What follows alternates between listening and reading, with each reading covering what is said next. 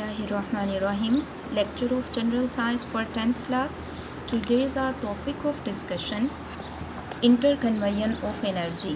आज हम पढ़ेंगे एनर्जी का बाहम तबादला। इसका मतलब क्या है कि इंटरकन्वर्जन ऑफ एनर्जी का मतलब ये है कि एनर्जी का एक फॉर्म से दूसरी फॉर्म में तब्दील हो जाना, उसे हम क्या कहते हैं? उसे हम इंटरकन्वर्जन ऑफ एनर्जी कहते हैं। ठीक है, एनर्जी मुख्तलिफ़ हालात में शक्लें तब्दील करती रहती है, इसे हम क्या कहते हैं? इसे हम एनर्जी का तबादला कहते हैं। तो हम डिफरेंट एग्जांपल से देखते हैं। मसलन अगर हम किसी जिस्म को उठाकर बुलंदी पर ले जाएं तो इसमें जो एनर्जी मौजूद होती है वो पोटेंशियल एनर्जी होती है। ठीक है, उसमें जो एनर्जी मौजूद होती है वो ग्रेविटेशनल पोटेंशियल एनर्जी होती है, और जब हम उस बॉडी को नीचे गिरा देते हैं तो वही gravitational potential energy kinetic energy में तब्दील हो जाती है। इसी तरह से अगर हम सेल या बैटरी की बात करें तो उसमें केमिकल रिएक्शन होता है, और केमिकल रिएक्शन होने की वजह से उसमें जो एनर्जी होती है वो केमिकल एनर्जी होती है, और ज़रूरत के मुताबिक क्या होता है? केमिकल एनर्जी इलेक्ट्रिकल एनर्जी में तब्दील हो जाती है। इसी तरह से जब बल्ब में से करंट गुज़रता है तो तब क्या होता है? रोशनी पैदा होती है और हरारत पैदा होती है। तो उसमें क्या होता है कि इलेक्ट्रिक एनर्जी जो है वही रोशनी में और हरारत में तब्दील हो जाती है। इस तरह से खुराक जो हम खाते हैं उसमें जो एनर्जी मौजूद होती है वो केमिकल एनर्जी होती है, वो केमिकल पोटेंशियल एनर्जी होती है, लेकिन जिस्म में जाकर उसे हरारती एनर्जी में तब्दील कर दिया जाता है। और हरारत से क्या होता है कि बॉडी का टेम्परेचर मेंटेन रहता है।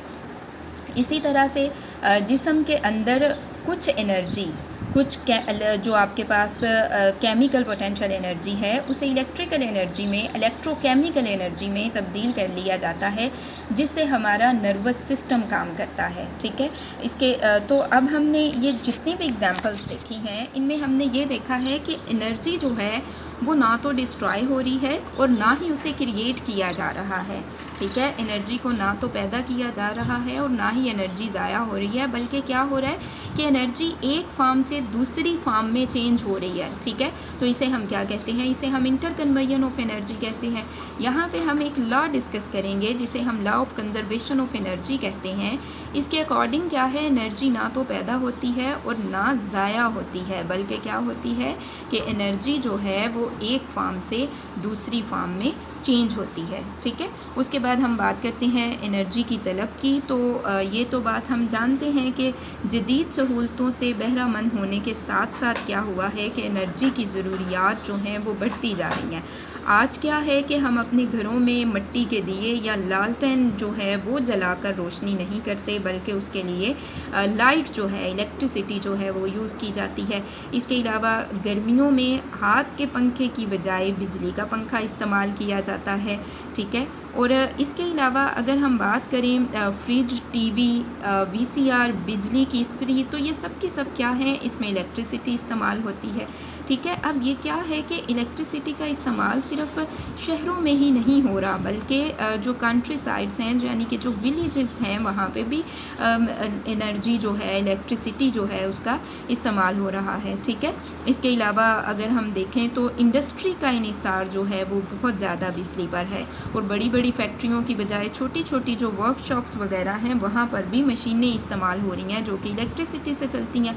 और इलेक्ट्रिसिटी क्या है? इलेक्ट्रिसिटी एनर्जी की एक फॉर्म है।